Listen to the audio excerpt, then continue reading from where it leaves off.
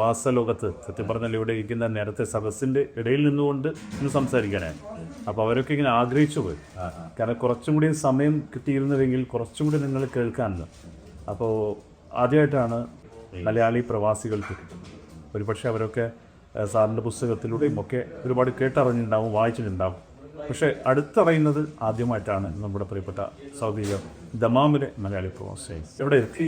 ഇവിടുത്തെ നമ്മുടെ പ്രവാസി സുഹൃത്തുക്കളായിട്ട് സംസാരിച്ചപ്പോഴും അവരെ കണ്ടപ്പോഴൊക്കെ സാറിനുണ്ടായ അനുഭവമായി.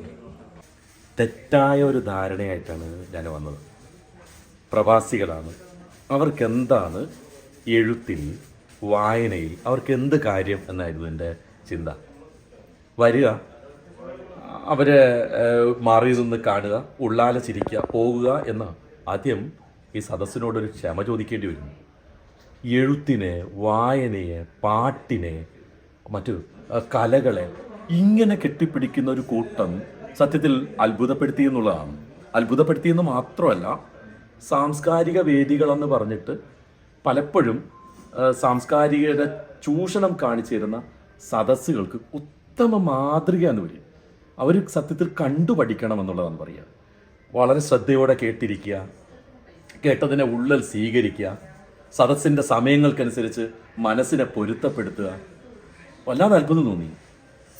നൃത്തകലകൾ ചെയ്ത കുട്ടികൾ, പാട്ടേറ്റവും ഭംഗിയായി പാടാൻ ശ്രമിച്ച കുട്ടികൾ, ആ പാട്ടിനെ നെഞ്ചോട് ചേർത്ത് നിർത്തിയ മനുഷ്യർ, അതിനൊക്കെ അപ്പുറത്തേക്ക് എഴുത്ത് എന്ന് പറയുമ്പോൾ ഒരു രാത്രി സദസ്സിൽ പോലും വന്നിരിക്കാനും അവരെ കേൾക്കാനും അവരുടെ നെഞ്ചുവേദനയെ, അവരുടെ ഉള്ളുവേദനയെ കൃത്യമായിട്ട് മനസ്സിലാക്കാനും അവർക്ക് വേണ്ടി ഇരിക്കാനും കാണിച്ച ഈ മനസ്സിനെ, പ്രത്യേകിച്ച് കൊയിലാണ്ടി നാട്ടുകൂട്ടം ദമം പറയാതെ വയ്യ. ഇങ്ങനൊരു കൂട്ടായ്മ ഞങ്ങളുടെ നാട്ടിലുണ്ടോ എന്ന് തന്നെ സംശയമാണ്. എഴുതുന്ന മനുഷ്യരെ തേടിപ്പിടിച്ച് അവർക്ക് എഴുതാനുള്ള ഇടവും എഴുതിയാൽ അത് അച്ചടിക്കാനുള്ള അവസരങ്ങൾ നൽകുക, ആ അവസരത്തെ ഒരു ആഘോഷമാക്കുക. കെട്ടറിവ് പോലും സാധാരണത്തിലില്ല. എഴുതുന്ന ആളിനെ ഉത്തരവാദിത്തമുള്ളവനാക്കുന്നുണ്ട്. ഇപ്പം ഞാൻ എഴുതിയില്ലെങ്കിൽ ഇവൻ എന്നെ കൊണ്ട് എഴുതിക്കും. എഴുതിക്കുന്നത് മാത്രമല്ല, അതിനെ എഡിറ്റ് ചെയ്യും. ഞാൻ നാട്ടുകൂട്ടത്തിൽ കേട്ടത്, ഒരു കഥ ഒരാഴ്ചയിൽ ഇടുന്നു, ആ ആഴ്ച മുഴുവനും ആ കഥയെക്കുറിച്ച് ഈ നാട്ടുകൂട്ടത്തിൽ എല്ലാവരും ചർച്ച ചെയ്യുന്നു എന്നാണ്. അവരെ പുകഴ്ത്തലല്ല. ഈ പലപ്പോഴും സാംസ്കാരിക ലോകം അല്ലെങ്കിൽ എഴുത്ത് ലോകം നേരിടുന്ന ഒരു വലിയ പ്രതിസന്ധി എന്ന് പറഞ്ഞു കഴിഞ്ഞാൽ, ഞാൻ നിന്നെ പുകഴ്ത്തും, നീ എന്നെ പുകഴ്ത്തും, അങ്ങനെ നമ്മൾ രണ്ടുപേരും എഴുത്തിൻ്റെ രാജാക്കന്മാരാകും. ഇത് പാടെ നിരസിച്ചിട്ട് എഴുതിയ ആളിനെ പുതുക്കി പണിയണമെന്ന ഉദ്ദേശത്തോടെ അവർ നിരന്തരം ആ കഥയെക്കുറിച്ച് ചർച്ച ചെയ്യുന്നു. എഴുതിയ മനുഷ്യനെ വേദനിപ്പിക്കുന്നതിനപ്പുറത്തേക്ക് വളർത്താൻ, കരുത്തോടെ വളരാൻ, വാശിയോടെ എഴുതാനുള്ള കൂട്ടായ്മ. കൂട്ടായ്മയുടെ ഞാൻ കേട്ടു. പിന്നെ ഇതിൽ ഒരു കവർ ചിത്രത്തിലാണ്, ഒരു കഥയ്ക്ക് ഒരു കവർ ചിത്രം. അത് പറയാതെ വയ്യ. അങ്ങനെയൊന്നും എഴുത്തിനോട് സത്യസന്ധതയും നീതിയും പുലർത്തുന്ന ഒരു സമൂഹം മറ്റേതെങ്കിലും ഭാഗങ്ങളിലുണ്ടോ എന്ന് എൻ്റെ അറിവില്ല. എഴുത്തിനെയും എഴുത്തുകാരെയും എല്ലാം സ്നേഹിക്കാനും അവരെയൊക്കെ ചേർത്ത് പിടിക്കാനും ഈ പ്രവാസ അല്ലെങ്കിൽ ഈ പ്രവാസ ലോകത്തെ തിരക്കിൽ കാരണമുണ്ട്. അത് തിരുവനന്തപുരത്തെ പന്ത എന്ന മലയോര ഗ്രാമത്തിലുള്ളതാണ് രതീഷ്. രതീഷിൻ്റെ കഥ സൗദിയിലുള്ള, ദമാമിലുള്ള ഈ മനുഷ്യർ വായിക്കേണ്ടതേ ഇല്ല.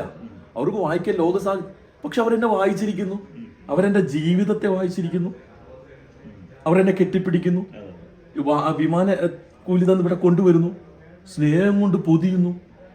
അത് എനിക്ക് എഴുത്തിന് കൂടുതൽ ജാഗ്രതയോടെ ഇരിക്കാൻ, ഈ ഹൃദയങ്ങളെ വിട്ടുപോകാതിരിക്കാൻ ഞാൻ ഇനിയും സുന്ദരമായ കഥകൾ ഇവർക്ക് കൊടുക്കണം.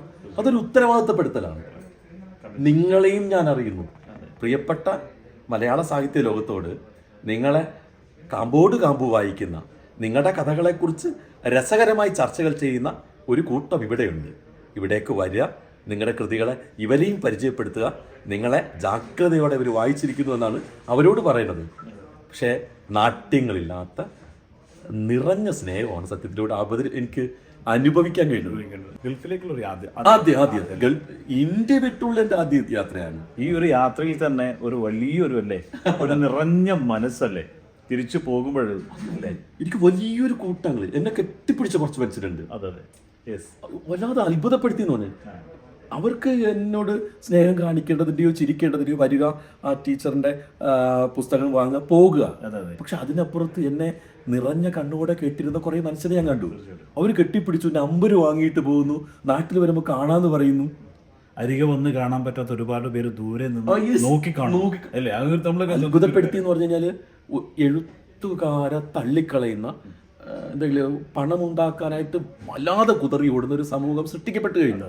പക്ഷെ അവിടെയും നിറഞ്ഞ കണ്ണിൽ ഉള്ളിലെ നീറ്റൽ എന്തെന്ന് അന്വേഷിക്കാൻ ശ്രമിക്കുന്ന ഈ കൂട്ടം വല്ലാത്ത മാതൃകയാണ്. അത് മാത്രമല്ല, വല്ലാത്ത പ്രതീക്ഷ തരുന്നുണ്ട്. നാളെ എഴുതുന്ന മനുഷ്യർക്ക്, കരയുന്ന മനുഷ്യർക്ക് ഒരു കുറെ ചാരിറ്റി പ്രവർത്തനം ഉണ്ടെന്ന് ഞാൻ കേട്ടു. അപ്പൊ സ്വാഭാവികമായിട്ട് ഒരു വലിയ വെളിച്ചാണ് ഈ നാട്ടുകൂട്ടം. പറയാതെ വയ്യ, എത്രത്തോളം സ്നേഹ നിറകുടങ്ങളാണ് അല്ലേ? പറയാതെ അത് അവന്റെ സ്നേഹം പ്രകടിപ്പിക്കാനോ ഒരറിവേ, അല്ലാതെ എൻ്റെ ഉള്ളിൽ സ്നേഹമുണ്ട് എന്ന് പറഞ്ഞ് മാറി നിൽക്കലല്ല. കെട്ടിപ്പിടിച്ച് ഉമ്മ വെക്കുന്ന മനുഷ്യർ.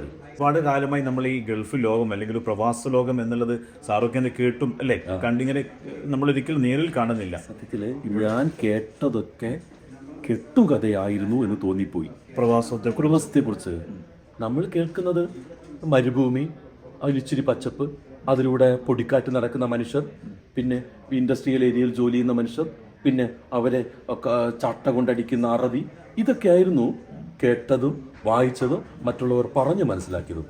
അതിനപ്പുറത്തേക്ക് എഴുത്തിനെ, കലയെ ഒക്കെ ആഘോഷിക്കുന്ന മനുഷ്യർ, അതിനുവേണ്ടി സമയം കണ്ടെത്തുന്ന കുറേ കൂട്ടം, അതിനെ വളരെ പ്രൊഫഷണൽ ടച്ചോടെ വന്നപ്പോൾ എനിക്ക് ആദ്യം ഒരു ചെറിയ ബാഡ്ജിലൊരു മിഠായിയും പുസ്തകത്തെക്കുറിച്ചുള്ള ഒരു ചെറിയ കുറിപ്പും, ഇതൊക്കെ ഞെട്ടിക്കുന്നതാണ്.